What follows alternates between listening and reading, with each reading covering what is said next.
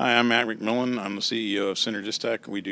We provide consulting services to healthcare organizations in privacy and security, and it's a real pleasure to be here today with John on healthcarescene.com. I think the most exciting I see here at AHIMA today is we've actually even got a more pronounced message around cybersecurity and privacy and security in general. Every year they seem to be putting on a much better curriculum for the folks here that come to this conference. And I think that's really important because the people that are managing the records and dealing with access control issues around dissemination and sharing of information really need to have a good understanding of privacy and security concerns. And there seems to be a lot of interest and some great sessions here. I think the scariest thing is we're still not paying close enough attention to what I call minimal necessary, or really minimizing the amount of access that people have to information, because it's one of the most powerful tools that we have in security, right? If I limit the amount of information that people have access to in the first place, then I limit the chance of exposure and compromise or exploitation. And I'm not talking about limiting it to where it's not usable or to where people don't have the access that they need, but literally thinking through how much access does a person need to do his or her job properly, and making sure that we pay attention to that.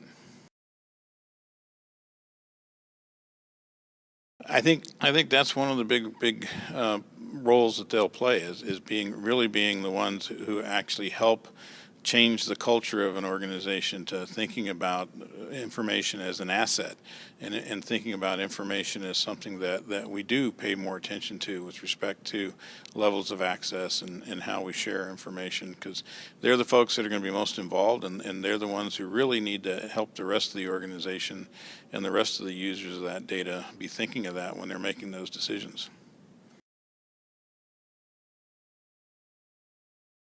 Wow. I've rarely known any 20-year prediction to come true. I